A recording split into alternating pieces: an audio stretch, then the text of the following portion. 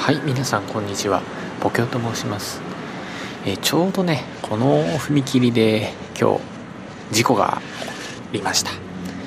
線形はね、非常にまっすぐしていて見通しは良かったのかなと思うんですけれども、ちょっとかなりスピードが出ていたようですね。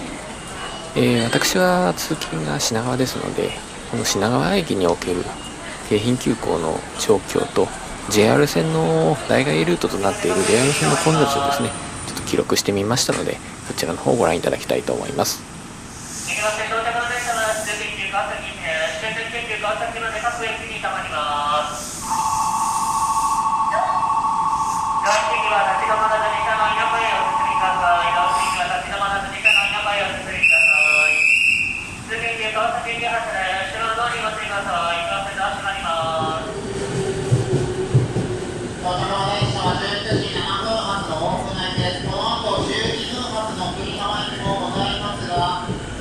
線内踏切事故がありまして、今日来まして、霧浜行きの電車は大変混雑をいたします。到着の大船行きも合わせてご利用をお願いいたします。この後の12分発霧浜行きは京急線内踏切事故の影響を受けまして、大変混雑いたします。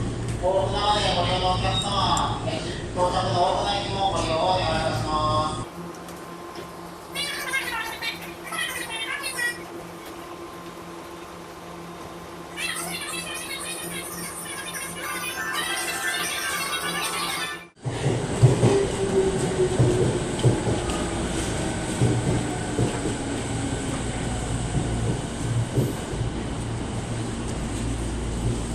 到着の電車は12分発の栗浜行きで、この後の栗浜行きは23分となります。お急ぎのお客様は到着の電車をご利用ください。